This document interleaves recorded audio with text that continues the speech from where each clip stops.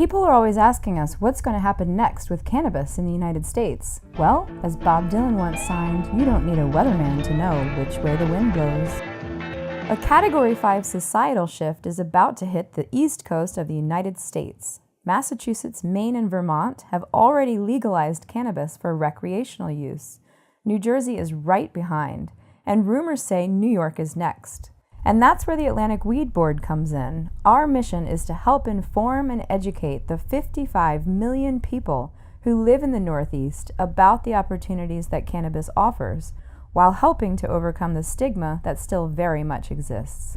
It is a social justice cause. We have got to get this plant out into the world and into the bodies of people who need it. The shift in openness and willingness to talk about it has definitely been very dramatic in the last 2 years. All of a sudden I become an advocate. I don't even know that much about it, but everyone I meet that tells me about this and that and they're sick, well, why don't you try this? It's like a champagne cork. You tug on that champagne cork forever, and then one day, or one moment, it just pops.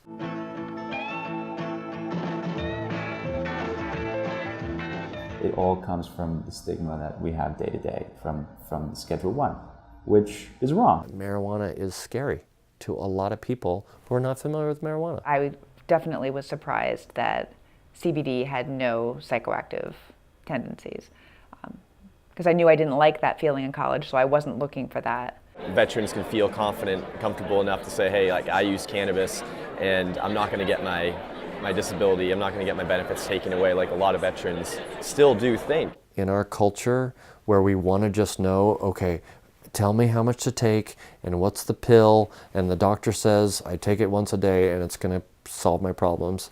Well, cannabis requires that the user meets the experience halfway.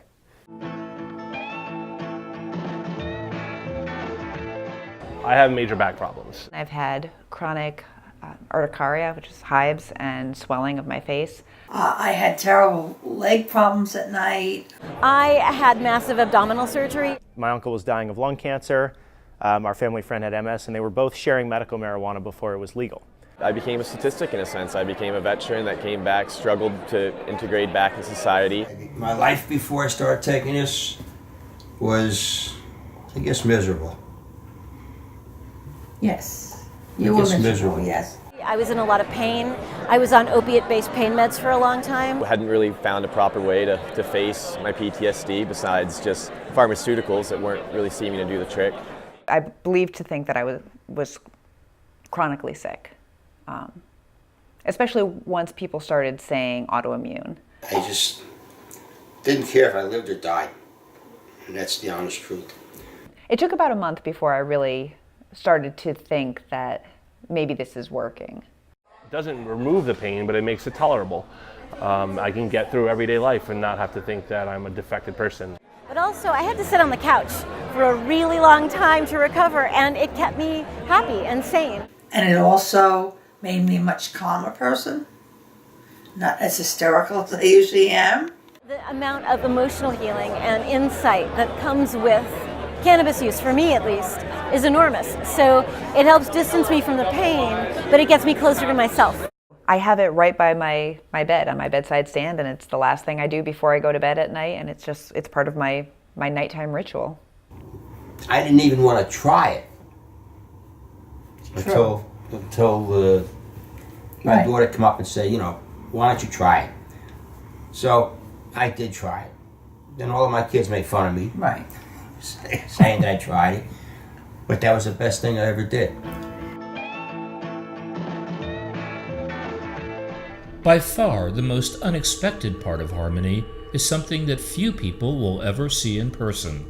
Its astonishing high-tech backroom grow-op. We have to have pure, clean medicine. There's a lot of issues in this industry with mold, with powdery mildews, with mites, with other things that are concerned, pesticides that are really dangerous. And our first thing is on purity. Then we have the consistency, that we are very, very focused on producing consistent batches of medicine, that you're getting time and again the same consistency. We also have a dehumidification system that runs all the air through a brine solution and sterilizes all the air, kills the bacteria and sends it dry and clean. So a lot of measures of control for the environment to make sure that this plant that would grow really anywhere, like a weed, grows as medical cannabis. And that's one of the things that you can see literally all the technologies that we incorporated into this.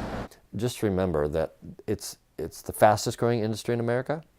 It is completely new, so there is whole states where there's not a single employee yet in the industry, and they're going to need every single thing. Even if you're somebody who totally hated cannabis and thought it was, the devil's lettuce, there's enough financial incentive for you to think twice about it. So that, in its own way, is bringing people who would be calcified and morally opposed to it in a different angle, bringing them into the cannabis community. And the more time they spend there, they typically tend to learn a lot, meet more people, their perceptions change, and then everybody kind of meets in the middle. And that's where the really interesting companies and the really innovative things are happening, is when you get all of those people together.